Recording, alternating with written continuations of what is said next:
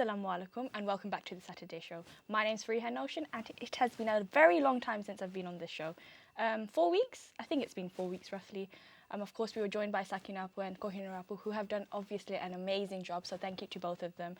We've had guest hosts and of course amazing guests who have shared their story, like Nusrat Fariha, who came all the way from Bangladesh to share her journey into acting as well as her career in law. But of course, today I touch on a topic which actually is quite close to my heart, which is sports. When I was young, I used to play a lot of football. I think my earliest memory is when I used to play football with my dad in the garden. Dad would think, let's do high kicks. And I would kick the ball and it would just go over the fence. And that was my highest kick ever. That was it. And then later on, I think in my sort of year 3 to 4, or 7 really actually, 3 to 7, I started to play football a lot and I took part in tournaments. At one point I did win a medal. We came, I think, second in a tournament, and after that I stopped playing. I don't think I had the encouragement to sort of go ahead and be like, you know what, go play football, go do a sport. It's not just about fitness sometimes, it's just sometimes what makes you happy. What at that point I think for me sports wasn't a priority, but for some people sports becomes something that matters to them a lot. Sometimes people make a career out of it. Now, for me, sports is not just a physical fitness. It is about resilience and confidence and breaking barriers. For women especially, we have now seen that a lot of people are taking part in sports. And it is a powerful way to challenge stereotypes as well as build community and ensure the next generation take part in something that is so special. So today I am thrilled to welcome on this show Yasmin Hussain, who of course has not only been dedicated towards women's football, but as well is a dedicated coach and has had an incredible journey into football. Welcome to the show, Yasmin Hussain. How are you today? I'm good, thank you, and thank you for having me. You summed up brilliantly your introduction. I think I don't need to be here. No, of Brilliant, course. yeah. Of course, so I understand you love football. I mean, I think that's a statement I can make, that you're here. So when did you find yourself, enjoying football? When was it that you first thought, you know what, I love football? Football was a big part of my life growing up. It's everything I knew. I think my love of football came through my dad. He used to watch it. He used to also wait for me to read him the teletext. So we used to have that conversation. At the time, it was everything that we did as a family. Football was a hot topic. I used to play it with my brothers, his friends. So it was a big part of my life growing up. I fell in love with it from an early age, 6, 7 years old. Played with it, played until about the age of 13, and then I had to stop, unfortunately, because of the barriers I faced. So it's been a big part of my life growing up. Of course. Now, I think you've mentioned, of course, the barriers that you faced at the age of, was it 13? 13, yeah. What was the challenge that you faced at the age of 13, and why was it a barrier per se? Can you explain that a bit more? Yeah, so as I said, none of my friends wanted to play football. It was mainly the boys. I used to play with my brothers, my cousins, Yes. people on the roads, all the boys, which was okay at the time. We used to play. I had one of my cousins that she used to come and play along with me. So it's mainly me with loads of boys. Environment which wasn't ideal, being 13, being the only girl. It was tough. I used to come home late at the time. We were allowed till late night, No, of and course. it was like the only girl in an environment, and they didn't feel comfortable me being in that environment. So it was having that conversation. It's like, unfortunately, you have to now stop it up. You're coming to an age where you're going through puberty. You're growing up, and you're just surrounded by so many boys. So I kind of just had to give it up. We tried to find environment with girls. School didn't offer it. There was no female coaches, no female clubs around. So that was it. Had to give it up. The biggest barrier is not having the opportunity to play in a safe environment with a female coach. And so at the point when you, of course, decided you were going to stop playing football, what did you then decide to do at that point? At the age of 13, of course, you can't play football, the one thing you want to do. What did you decide to do next? Played netball, but it didn't give me the same joy as it did. Played netball at school, joined the school netball team, did anything sports. I enjoyed everything sporty. I had a bike, riding my bike, but it's not the same. Yeah, it wasn't the same. Football was just something I really, really enjoyed. Big fan of football. Still watch it. Used to watch it, but yeah, just gave up playing it, and just played some netball and rounders and school stuff. But yeah, so So then at what point did you decide, okay, I want to go back into football? How did you come to that decision? so that was 20 years later. So at the age of 33, moved from Manchester. When I moved to Manchester to London, I struggled to make a lot of friends. I had kids. I left everything behind in Manchester, so it was just one of those. And I felt lonely. My husband was at work all the time. I felt like all I was doing just the kids and the same old thing. I didn't have a work. I stopped working to raising my kids and family. I just felt like, you know what, I need to do something for myself. So whilst trying to think of what to do, I thought, you know what, I enjoyed football. Let me try and bring that joy back as I had as a child. Unfortunately, I couldn't, same struggles, same barriers until I came across Muslim Sports Association. And they were advertising a coaching course, level 1 football coaching course. And I thought, wow, this is meant to be. And I thought, so I said to my husband, there's a course here to do coaching football. I want to do it. And he goes, yeah, because he sees me a big football fan. He's like, yeah, I think, yeah, I can see you do it. And I said, no, I want to do it. You have to support me. If I do, I want to go all the way. And I just want, as long as I got the support there, I don't want it just for a certificate. I want to actually go and make a difference because same barriers existed 20 years ago that I had no female coaches in a female environment. And I needed to be the change that we needed. So I did my coaching course. So talking about the change that you needed, of course, that is something I agree with. Like, to want the change, you need to be the change. Yeah. And of course, you did at one point sort of stop playing sports. Is that correct? Yes, football, yeah. So then how did you find it coming back into sort of, coaching? Was it hard to sort of get back on the same skills? Were you still as an amazing footballer that you were when you were 13 versus, being 33? What was that like? That was hard because, remember, I used to play in a setting where it was just my brothers and his friends, and it wasn't unorganised. We weren't coached. So I was just kicking the ball anyway and just going in and celebrating it. It was just street football. It was just, sort of nothing, never been coached. So now, having not been coached ever, to now become a coach, thrown in the deep end. So my first ever session, oh God, I hated it. It had men were looking, so it was a boys session. It wasn't even a girls session. Oh, wow. So I thought, wait, me wanting to become this female coach, want to make a difference, but there's no girls that want to play. So who am I doing it for? Exactly, am I doing the right thing? What's the need? Because back then I wanted to play. None of my fellows wanted to play it because they thought it was a boys' sport. So the mentality is still the same. Yes. Girls don't see it as a sport that they want to play. So I thought, do you know what? This is going to be tough. Got lots of people stare at me. Got in there and then doing session. I was like, which pot to even tell them to kick the ball with? Which I've never coached myself, so it was it was hard. Even till this day, I feel I need to do a lot more than others because I've never been coached. I've not learning the basics all again myself. It was difficult, but like I said, I just have to remember why I'm doing it, and I think it's making sure that I've always remembered my reason why I've done this. It's to make that change and make that difference. So it's just like, it is tough, and I have really difficult times sometimes, but it's just not forgetting my reason why I've done this, and it's just remembering that, what, you can do it. So it's lots of reading, just having confidence and self-belief. Of course. And now that you are a coach, of course, how have you found it over the years that, more women from our community specifically are taking part in sports like football? Is it more or less, or just average? I think it's brilliant. I mean, especially in my community where I'm coaching, I coach a average of 80 to 100 girls. Oh, wow, and amazing. I've got female coaches now. Mums are supporting their daughters coming to the sessions. It's just positive. It's just the mindset in the community has changed. People that used to call me, a boy and say I was a boy, and now thanking me, saying that this is what we need for our girls, the fitness element, the social element, because now kids are just on computers indoors, and we're back in the day I was allowed on the streets because it felt safer, but parents don't feel that. Even me, I've got 2 daughters, I don't let them out because I'm like worried for their safety. Put her in a safe environment, and they go to every club. I just put them in because I know they're not getting their exercise outside of school hours. So I think the mentality has definitely changed in the community, and more girls, like I say, it's grown massively. From South Asian communities, Bengali communities, so many girls are now joining from the earliest 3 years old, and it's just brilliant to see.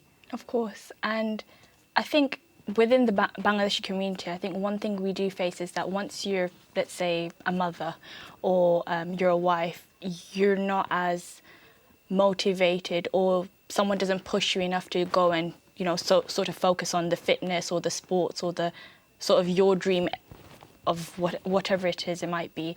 So I think my question for you would be is how do you balance the role as a coach, a mother, as well as, you know, being an advocate for sports diversity? It's hard, but I think having a supportive family, my husband's very supportive, and when I started the initial part of my journey, it was all voluntary, so he had to take time off his work for me to go and be the voluntary coach. And my youngest was very young at the time, so we couldn't.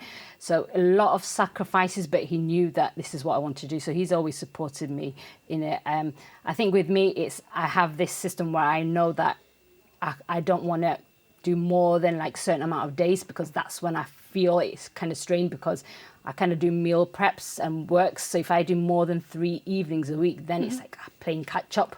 And then the following week, I think I can't do it. But so at the moment, I do 3 days. Monday's my longest, which I start from 2, but try and fit all the coaching on one night, and I go home about 10. But then the rest is like, well, a couple of hours here and there. So I can manage it. It's when it becomes too much and do the extra stuff, then it's like, remind myself, look, don't commit more than 3 days, because I know the 3 days works. I can manage the home life, family, cooking, cleaning, everything works. More than that, I can sometimes play catch up. I do occasionally do those extra stuff, but I think my husband understands that this is now development for me, so I have to give up certain extra days to be able to develop myself. But I think that works, having that supportive family. My kids are brilliant as well, so I think that helps. And having them slightly older, my oldest is now 21, Mashallah. So she helps a lot. So even today I've left her with the make the dinner, so she'll do all so that. I can go into the channel. Yeah, that's it. Yeah, Saturday show. So I think that's it. I mean, the perks of having kids at a younger age is I'm still young enough to now focus on doing my thing and my development, but now they can look after themselves, and I don't have that stress. Oh my God, I've left him home, because I don't need to worry, because they look after each other and stuff. So it worked for me. I think, alhamdulillah, everything works perfectly for me. Alhamdulillah, of course. And I mean, we have seen you all over, sports. If anything, you've been the Commonwealth baton bearer in 2022. I understand you have won the BT Sports Action Award as well. So having won those awards, what is your vision for football in general, like women's football? Or sports, really? I think I just want to keep making a difference, a positive impacts. For me, I'm in a place where I think, do you know what, I have made a difference, but it's just within my area. But I go hear about other cities and other places around. They don't have places like what I have. So there's still so much to do. I mean, what I've done is brilliant, but I want to see it happen in other parts of the country. We need to make sure that there's female coaches, those environments. For one of the biggest obstacle is not having a female environment for our communities, because girls don't want to be with a male coach or mix. They want to have that inclusive place to go to, the safe environment. And unfortunately, it's not available everywhere. And it's now trying to share my journey, and hopefully I can inspire some other persons that say, do you know what, I want to do what she's doing, but in Birmingham, I want to do it in Manchester, and I want to, make it something that every single city what I do in Brentford is brilliant, but go to down the North London and they've got nothing like that. So ideally, you want to just not one community, but you want to make it effective everywhere, and it can impact the whole of the UK ideally, and that's still so much to do. But hopefully that's why I come onto these shows and stuff. Hopefully I can inspire people to start doing what I'm doing and give these opportunities and become coaches. And you don't need to be a football player. Like I said, I've never been coached in my life. I just played, and now I'm going for my UAFB coaching course. Starts in January, inshallah. So that's giving me a lot of working myself and developing myself as a coach, so I can be the best coach out there. Of course. And I mean, for those who are watching, if they wanted to take part in something like this, to become a coach or just take part in football, specifically maybe in the areas that don't have such a thing, what can they do to sort of take part in any sport at this point? Yeah, so with the football, it's quite easy, because I'm also an FA community champion, so my role is trying to get people that have never played football, parents and that come on the side, and give them the confidence, become coaches, and support them on their journey. So every county have a community champion. So if you just reach out to them, look, I want to get into football, how can I do it? Yes. The support's there. Yeah, so much available now. I think the support's there. You just make sure you just reach out. But yeah, there's lots of opportunity. Anyone can email me, you know, if they're interested. I'm happy to help. Okay, great. And of course, we will take your email address before we end the show, because why wouldn't we? Because if you don't have the email address, you can't email, can you? But of course, if there was a message that you could give your young self, what would that message be if you could go back 30 years and say, you know what, I would do this differently? What would you do? I think just remind myself maybe that everything happens for a reason.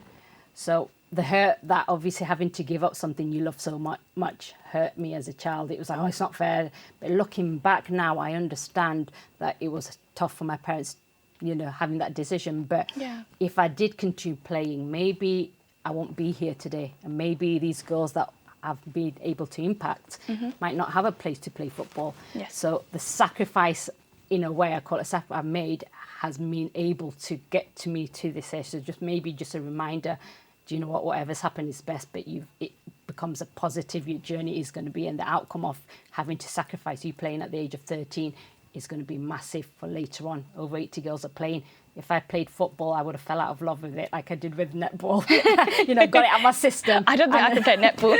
I don't think. Maybe it got out my system. Maybe I wouldn't become the coach because I've Yes. had that football, and I think whatever happens for a reason. Maybe would tell my younger self, you know, whatever's happened, your journey is going to be a good one. You know, don't be too upset over it. You made a sacrifice, but it's a good sacrifice you've And done. alhamdulillah, and now you're here today with us sharing your journey. Yeah. Thank you so much for being No on the show problem. today, Yasmin. Thank you for Thanks so having much. me. Take care. Thanks. Well, that was, of course, Yasmin Hussain, of course, sharing her journey as a football coach, as well as being a mother, being an advocate for sports diversity. It is a very difficult journey, I think, as women, or specifically just being a woman of colour. It's not easy. These opportunities don't come easy as well. So if you do have any questions and you do look forward to, you know, of course, maybe playing a bit of sports, or maybe you do want to become a coach, or there's something you just want to know, get in touch. But inshallah, moving on, of course, we are going to see a recipe that is of mishti doi. See you in a bit.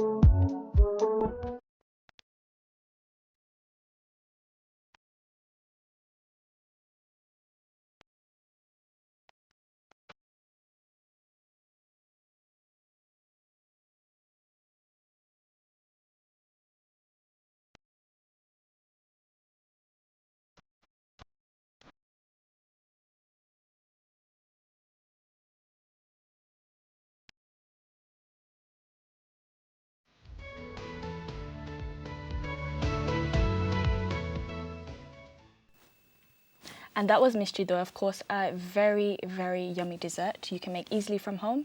I will be trying to make that home if I'm not too lazy. But moving on, of course, for the next segment, we do have Tasnim with us, who, of course, is no guest. She is family here. So, of course, we will be welcoming her on the show before we do go on to do film reviews. But just before that, we do have a song called Arale Harale by Zephyr, Musa and Sonjoy. Enjoy that and see you soon.